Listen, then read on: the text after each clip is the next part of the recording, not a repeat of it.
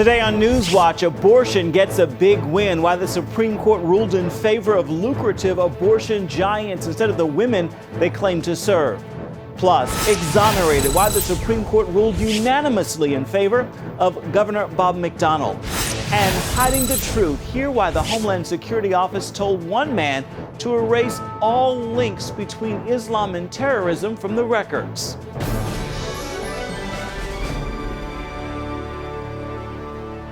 And thank you for joining us for CBN NewsWatch. I'm Ephraim Graham. In a controversial ruling, the Supreme Court struck down a Texas law that was designed to protect women seeking abortions. The law required abortion doctors to have hospital-admitting privileges, and it forced clinics to meet hospital-like safety standards in case of emergencies. As Abigail Robertson reports, the ruling will have a nationwide impact. Hundreds awaited as a dramatic day played out at the Supreme Court. The issue, abortion and the Texas access law that closed all but a handful of clinics there over failure to meet state health standards. In ruling against the Texas law, pro-life advocates criticized the court for missing an opportunity to protect women. It's extremely disappointing to see 5 unelected and unaccountable justices make this decision that hurts women. This case is about women's health and safety standards, and they have refused to protect women. And this is going to mean that more women are going to continue to be hurt and even die in these abortion facilities. Pro-choice supporters argue facilities are safe enough, and their concern is over access. I believe that the fact that the laws have made it so there's so few abortion clinics proves the fact that the laws are making a lower access to abortion versus making it safer abortions. So I believe that access is really important, and I'm really happy that we won. Justices in the majority felt the Texas regulations pose an obstacle to women seeking abortions and could force women in dire circumstances to seek out unlicensed practitioners. Basically, he said that these were new standards. He ignored the fact that they were consistent with the standards that were applied by Texas to outpatient surgical facilities across the board. And he said they just simply closed too many clinics. Lawyers for the Texas state law are discouraged by the loss, but think many clinics will remain closed because the overall demand for abortion is decreasing. The reason that clinics are closing by and large across the country is because abortion is more and more unpopular. That's a wonderful thing. We know that the majority of millennials in my generation, the majority of college-age women are pro-life, and we're going to continue on fighting for them. Pro-choice groups feel momentum from the decision and promise to go after other states with strict clinic regulations, while pro-life supporters vow to not back down. This is a rallying point on the presidential election. There are huge implications for the unborn in this next election, and I call on every pro-life American to make sure they vote. We're going to work very hard to make sure we have better justice and overturn this decision. We're not done. Pro-life leaders say this decision confirms the importance of electing a pro-life president in 2016, since we know our next leader will appoint at least one new court justice. Reporting from the Supreme Court, Abigail Robertson, CBN News. A federal judge ruled against a law that would have allowed Mississippi clerks to cite their faith to avoid issuing same-sex marriage licenses. Mississippi lawmakers proposed a religious objections bill that would have allowed clerks to work without compromising their faith. But U.S. District Judge Carlton Reeves ruled against it Monday, saying clerks are required to serve all couples, gay or straight. Reeves is also set to rule in 2 other cases, one that could affect bathroom policy for transgender students. Well, it is a day that a former governor prayed for. The Supreme Court voted unanimously Monday to overturn the corruption conviction of Bob McDonnell. Jennifer Wishon has more from the Supreme Court. After a nightmare that lasted for more than 3 years, Bob McDonnell, a Virginia statesman, is vindicated. The former Virginia governor's bribery conviction overturned by a unanimous vote in the land's highest court. Throughout the ordeal, McDonnell maintained he did nothing to betray the trust of Virginians.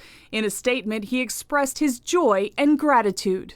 God strengthened and comforted me through the love and support of friends, family, and even strangers, through His abundant, miraculous, and amazing grace, and through the eternal truths of His holy word. These multiple acts of kindness have become the new tapestry of my life and have given me a vivid and indelible example of Jesus' admonition to live by the golden rule. A lower federal court convicted him of accepting lavish gifts in exchange for helping a Virginia businessman promote a dietary supplement.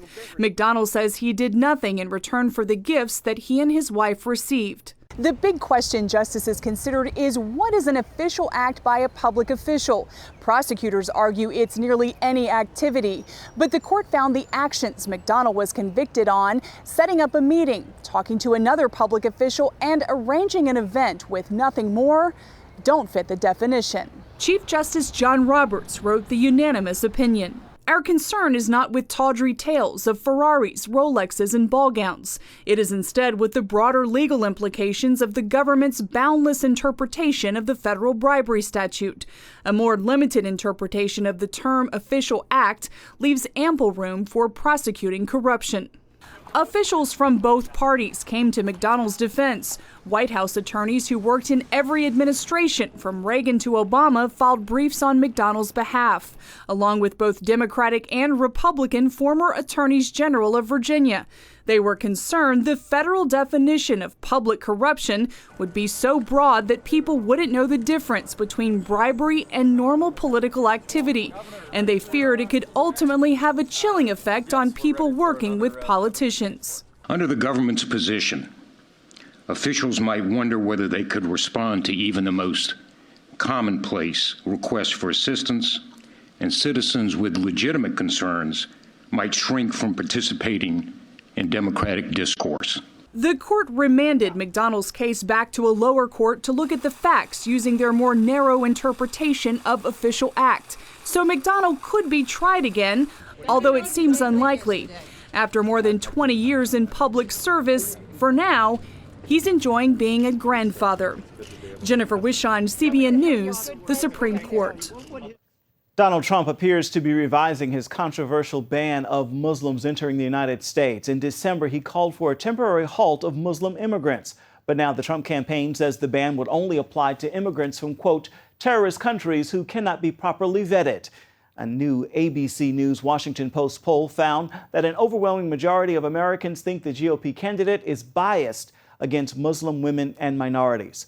On the Democratic side, Hillary Clinton and liberal Senator Elizabeth Warren have joined forces in attacking Trump. Meanwhile, Clinton could be in for some fresh criticism for her job as former Secretary of State.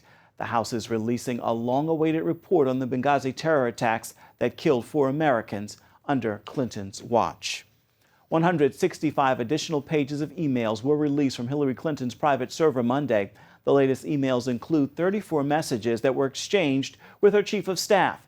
In a message from March 2009, Clinton talked about designing the system the way she wanted for receiving emails. Clinton and her attorneys had previously deleted tens of thousands of messages she claims were personal. Dozens of emails sent or received by Clinton were determined to contain classified material. The areas most devastated by recent flooding in West Virginia have been cleared to get federal disaster assistance.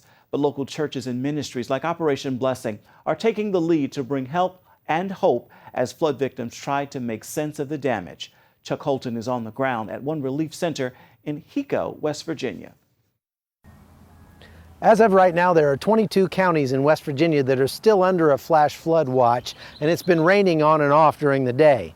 But people are coming together at small churches like this one across West Virginia and bringing tons of supplies to help those who have been affected. Sunday Road Baptist Church is one of thousands of small churches across the state that make up an integral part of West Virginia culture. And when people are in need, they've always been there to help. Alan Donaldson is their pastor. We've built this building for a lot of purposes, and we've used it as a emergency center a couple other times, but nothing this extravagant. And so we started receiving people Thursday morning early. We've had hundreds of people go through here. We have the most we've put up at night is 70 some. Donaldson says one of the greatest needs right now are cleaning supplies. Rubber boots, any kind of gloves, And cleaning products of any kind, mops, brooms, shovels. We have shipped out every bit of them we have, and but they'll need lots and lots of those. I was going to ride this one out. And about 3:30, I really changed my mind. I thought, dear Lord, I've made a bad choice. Cindy Jo Salim lost her home in the flood. I measured it on my porch, what I used to measure snow, and it rose 2 feet and 6 inches in 17 minutes. Sunday Road Baptist welcomed Cindy Jo and her neighbors on Friday night and have provided shelter, medical care, food and clothing, and a place to figure out what's next. Cindy Jo isn't sure what she'll do now after losing all of her material possessions, but that's not what concerns her most right now. You know, I got Jesus now. I got him in the flood, I got him in the fire, and I got him after this body dies. Our hearts are breaking for those people that didn't have that peace and comfort and assurance. Chuck Holt, CBN News, in Hyco, West Virginia. As we mentioned earlier, Operation Blessing is helping West Virginia flood victims through its hunger strike force. Operation Blessing's teams have provided truckloads of food and disaster relief to residents. They're also working to help victims restore their homes. Thank goodness for Operation Blessing, because they have come along and they have been a savior. You know, I know that God can't do everything for us, and he has angels here on earth that can take care of things, and these are truly his angels, because they have taken a home that's filled with water, mud, sludge, mold, and they have just gutted it down to where, you know, make a beautiful home again. So we really are thankful for Operation Blessing. Even more assistance to report. Chaplains from the Billy Graham Rapid Response Team are also on the scene ministering to the emotional and spiritual needs of the flood victims. Still to come, cover up. Meet the whistleblower who has proof the Obama administration told him to hide references to Islamic terrorism.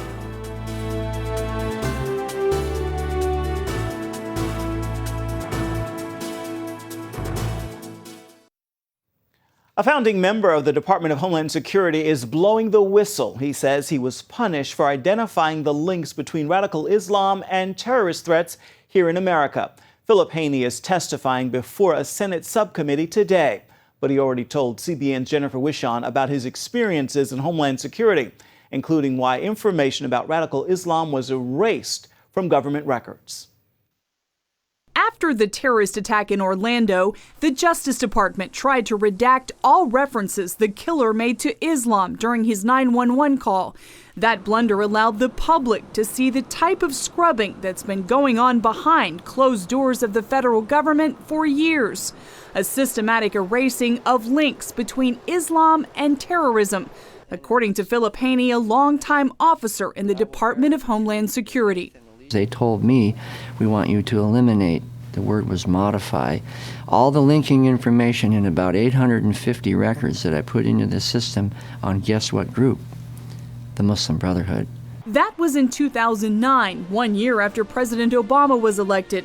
Haney says Obama relied on the Muslim Brotherhood and other Islamic groups with ties to terrorism to craft U.S. policy. And in 2012 it happened again.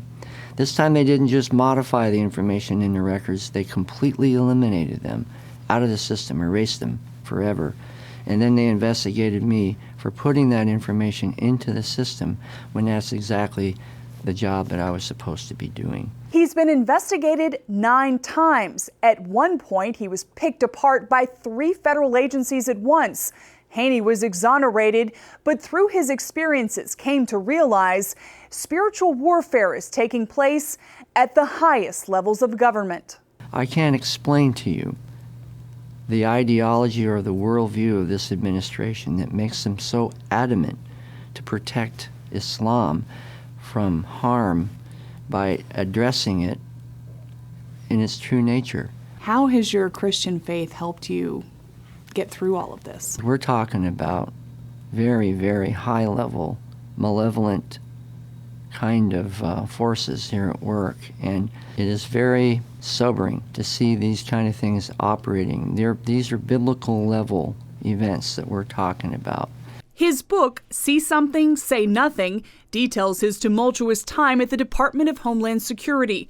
After living in the Middle East and studying terrorism, Haney believes jihad is a tactic radical Muslims are using to achieve their goal of implementing Sharia law in the U.S., Europe, and around the world. The power of Sharia is very difficult to exaggerate how much influence it has on the life of Muslims around the world. You say this is a battle between the Constitution and Sharia law. Are we going to submit to the influence of Sharia law and make it legal for one particular religion to have more than one wife? Or are we going to say, no, you cannot implement those provisions as long as you want to be a citizen of the United States? What America needs, he says, is to focus on the Constitution. And if you become more familiar with the Constitution, you'll be able to see more clearly the points of contact or conflict between the U.S. Constitution and Sharia law. And then you can discuss it without fear of being called a racist or a bigot or an Islamophobe. Jennifer Wishheim, CBN News, Washington. Because we will not win this. Up next, it is a virtual open invitation to ISIS. We'll take you to the Arizona border and talk to ranchers who live under the threat of terrorists every day.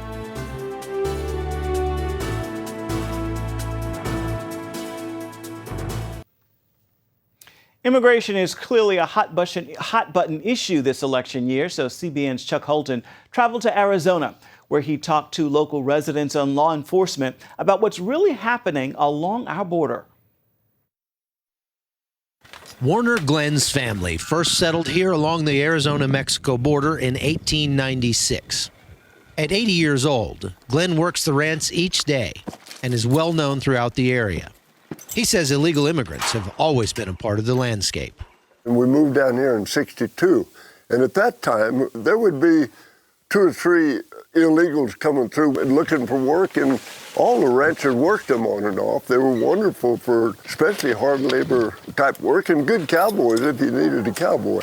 But I tell you, nowadays, the few that are coming through are pretty hardcore, especially the drug guys. And that drug trade results in an overall rise in crime. When they come back, if they go by a residence and nobody's there, they're going to go in and look around. And firearms, top of the list. Any kind of jewelry, top of the list. Cash, top of the list. We don't lock the doors because they'd just break the window anyway. Billy Grossman lives nearby, and illegals have entered his home a number of times. He recently caught a smuggler trying to steal his truck. Well, I brought him back to the house, and my wife called the sheriff. And the sheriff and Border Patrol come out and got him, and then we went back to the pickup, and there was a bale of marijuana in the back of my pickup, and he had stolen a lot of stuff from the house. But petty theft isn't what worries these old cowboys the most. And that would be nothing to a terrorist from ISIS or these guys. It'd be just a cakewalk for them to go up through these mountains. Well, if it's that easy for an unemployed Mexican to walk across here, ISIS come in here plumb simple. It's a concern shared by many in this sector, including former Army intelligence analyst Dr. Scott Catino. We have major threats coming through this region, and we're not taking it seriously. They have developed such a powerful and potent intelligence network in this country that they're able to use and know when the Border Patrol is going to be active, where they're going to be. Our security and our resolve is not requisite to meet that level of a threat.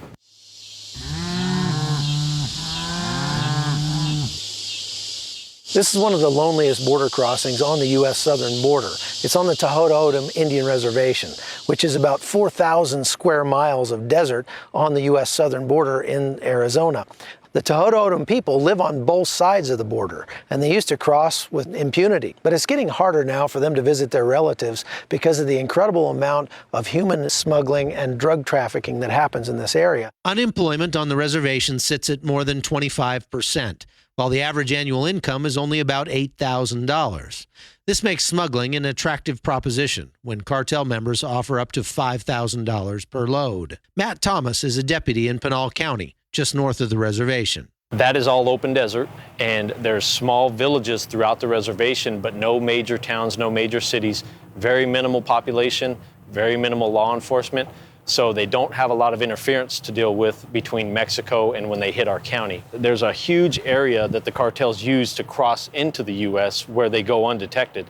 And as they cross into that area, then they start to funnel because of terrain towards our county.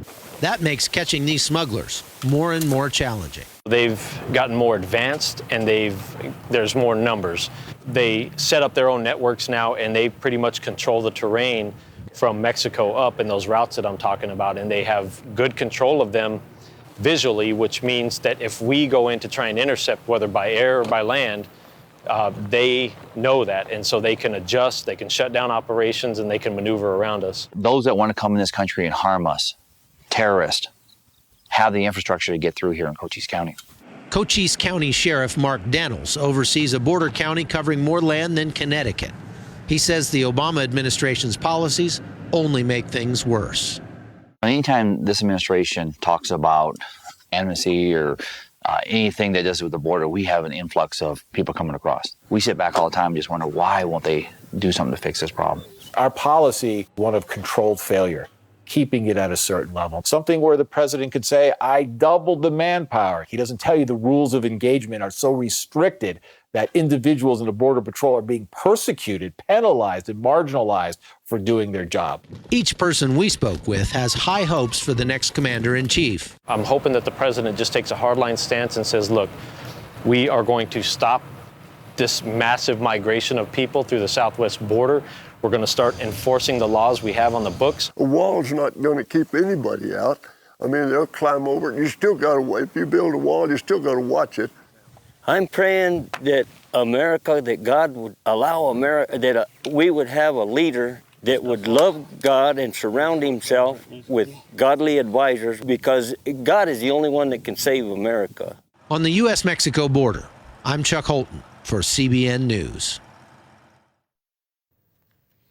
It is time now for your Tuesday Tweetable. This is a word that I hope will encourage you and inspire you to pass it along. Post, tag, tweet, and share it with others. The scripture says that God's mercies are new every morning, which means that the mistakes you've made are history in His eyes and settled so long as you've asked Him for forgiveness. So consider this word and make it your motto today. God's pardon of your sin today is permission for you to do better and be better today. With that word, make this a terrific Tuesday. That is going to do it for this edition of CBN NewsWatch. Remember, you can always find more of our exclusive coverage of the issues you care most about at cbnnews.com. We'd love to hear what you think about the stories you've seen here today. You can do it on Facebook, Twitter, and Instagram. Hope you join us again right here next time. Once again, make this a terrific Tuesday. We'll see you tomorrow.